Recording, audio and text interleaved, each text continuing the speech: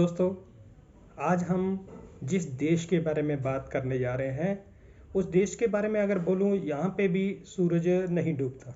यहाँ पे भी आपको जून जुलाई मई जून जुलाई में सूरज नहीं छिपता। यहाँ पे भी रात दिन एक बराबर होती है। और यहाँ पे भी जो कल्चर है बहुत ही सुहावना है और डेनमार्क की तरह ये पावरफुल है। और इसके अंदर इसकी अपनी कोई मिलिट्री नहीं है और इसकी अपनी कोई आर्मी नहीं है और किसी के पुलिस वाले के पास भी पिस्तौल नहीं होती, क्योंकि यहाँ पे क्राइम रेट 0 है। जी हाँ, आज हम जिस देश के बारे में बात करने जा रहे हैं उस देश का नाम है आइसलैंड। अभी इसके नाम के जैसा इसका रुतबा नहीं है। मतलब आइसलैंड में अगर आप देखोगे, सोचोगे बहुत ज़्यादा बर्फ़ होती होगी, बहुत ज़्यादा ग्लेशियर होते होंगे, ऐसा कुछ भी नहीं है। इसमें ठंड बहुत है, बर्फ़ पड़ती है और बहुत ठंड रहती है, लेकिन फिर भी यहाँ पे हरियाली हो जाती है।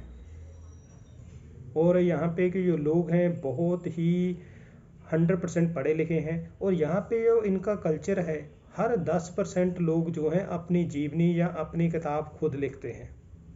यानी कि 100 में से 10 लोग जो है अपनी किताब खुद लिखते और छपवाते हैं। और सबसे ज़्यादा रिकॉर्ड वर्ल्ड का इसी देश में है, जो अपनी जीवनी और किसी भी जगह का ये कल्चर या किसी भी जगह के बारे में ये बहुत किताबें छपवाते हैं। जो इसके लिए पढ़ाई इसकी जो है क्वालिफिकेशन है 100% पूरी है।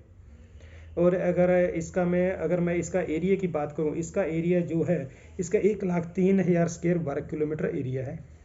और इसकी जो पॉपुलेशन है, इसकी पॉपुलेशन 3,64,000 है। उसमें से भी 95% जो लोग हैं शहर में रहते हैं और 5% लोग ही गांव में रहते हैं। और सारे के सारे लोग आपको बिजी नज़र आएंगे। और सबसे ज़्यादा ये वर्किंग आवर काम करने वाला देश है। आमतौर पे हफ्ते में 40 घंटे 35 घंटे 30 घंटे काम करते, ये 45 घंटे से ऊपर काम करते हैं। और ये कोई भी किसी भी दखलंदाजी में नहीं बेअसर करते। ये अपने आप में मस्त और कामों में अपने आप में फीड रहते हैं। और आपको कोई भी बंदा कहीं पे भी फ्री बैठा नज़र नहीं आएगा। जहाँ पे भी ये बैठेंगे बुक्स पढ़ रहे होंगे, जहाँ फिर ये लोगों को जागरूक करवा रहे होंगे, जहाँ तो फिर अपनी जीवनी लिख रहे होंगे। और कोई भी बिना मतलब से बैठा हुआ नज़र आपको नहीं आएगा। और इसके बारे में अगर मैं बात करूं तो ये डेनमार्क से जब आज़ाद हुआ था 17 जून 1944 को, पर इसको जो मान्यता मिली थी 1 दिसंबर 1978 को। लेकिन ये जब 1918 को ये सबसे पहले आया था, लेकिन उसको बाद में इसको गणराज्य देश में शामिल कर लिया गया। तो इसके पास भी ऐसा एरिया है जहाँ पे सूरज नहीं डूबता। यहाँ पे भी दिन रहता है, रात नहीं होती। मतलब रात को भी दिन नज़र आता है।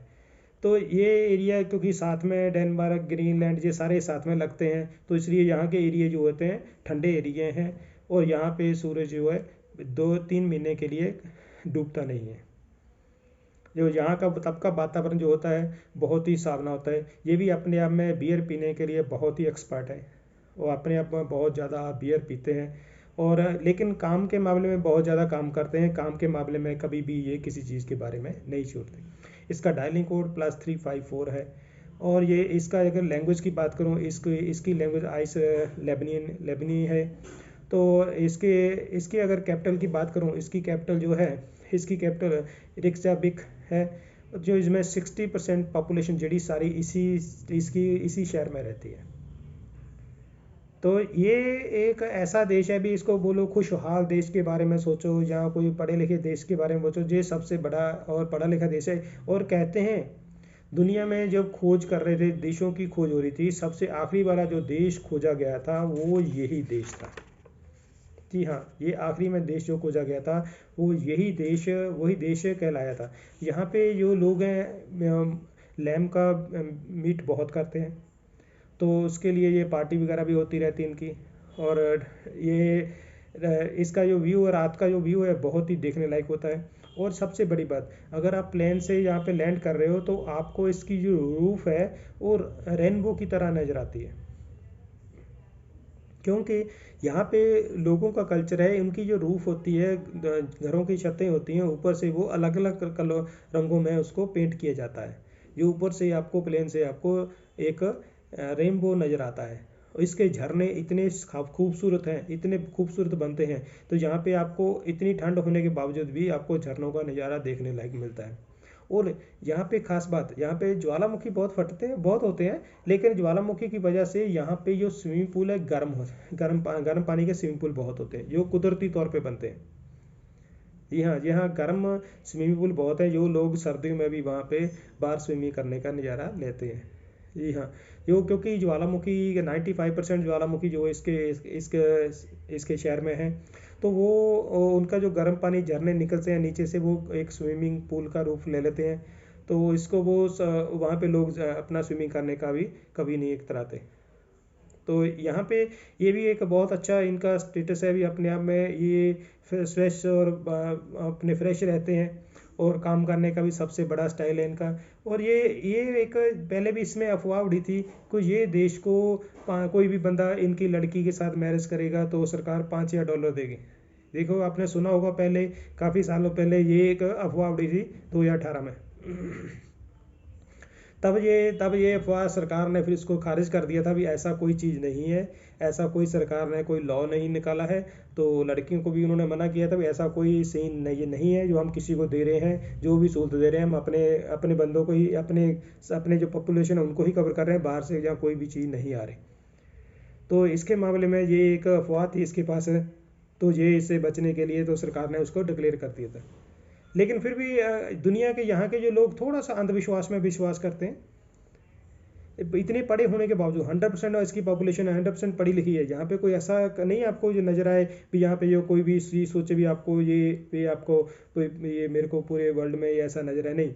इसमें थोड़ा सा अंधविश्वास के लोग अपने आप को मानते हैं भी दूसरे जो भी देश है, कोई दूसरे बंदे हैं, वो उनके ऊपर कोई जादू टोना ना कर दे या कुछ चीज़ का ना कर दे, इस चीज़ के अंदर में थोड़ा सा ये बिहाव इसका रखते हैं। यहाँ पे इसकी जब बोला, इसकी कोई मिलिट्री नहीं है, इसके पास कोई अपनी आर्मी नहीं है। यहाँ के पुलिस वालों के पास भी आपको कोई भी पिस्टल वगैरह या कोई चीज़ हथियार नहीं मिलेगा, क्योंकि यहाँ पे क्राइम रेट जो है वो बिल्कुल जीरो है। यहाँ पे क्राइम रेट नहीं है, क्योंकि अगर सारे बिजनेस अपने कामों में व्यस्त हैं, ज़्यादा से ज़्यादा अपना बिजनेस करते हैं, तो इसका मतलब यहाँ पे क्राइम का होने का सवाल ही नहीं पैदा होता है। कोई भी चीज़ के लिए आपको कोई भी रिश्वत नहीं देनी पड़ती, जो भी काम है आपका नॉर्मल तरीके से हो जाता है। तो सारे के सारे ज़्यादातर अपना बिजनेस करना पसंद करते हैं, ज़्यादा लोगों का अपना ही बिजनेस है, और बुक्स लिखने का इन सभी को बहुत ज़्यादा शौक होता है। तो इसी के साथ मैं आपको कहता हूँ, ये एक अपने आप में इतना खूबसूरत देश है, इसके झरने और इसका देखने लायक है। यहाँ पे टूरिज्म भी बहुत ज़्यादा आता है, टूरिज्म का भी बहुत बढ़ावा दिया जाता है। यहाँ पे भी फिश का बिजनेस होता है। यहाँ पे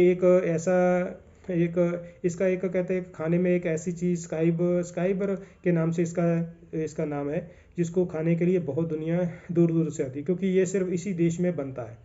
ये एक दही के जैसा प्रोटीन बनता है, इसमें बहुत ज़्यादा मात्रा में प्रोटीन होती है, जिसको लोग बहुत ज़्यादा लाइक करते हैं। ये इसी देश का देन है और यहीं पे ही बनाया जाता है। तो इसको खाने के लिए भी दुनिया बहुत दूर से आती है, और यहाँ पे पैकिंग होके भी पूरे वर्ल्ड में सप्लाई किया जाता है। इसका एक्सपोर्ट का काम भी बहुत अच्छा है। तो इसके साथ मैं आपको बताना चाहूँ, ये देश जब भी आप आना चाहो, आपको आइसलैंड के बारे में, आइसलैंड बहुत ग्रीनरी बहुत है, यहाँ पे बहुत साफ़ सुथरा देश है, क्लियर देश है। तो आप जब भी मर्जी यहाँ पे आ जा सकते हो, घूम सकते हो। तो यहाँ पे कोई बंदिश नहीं है।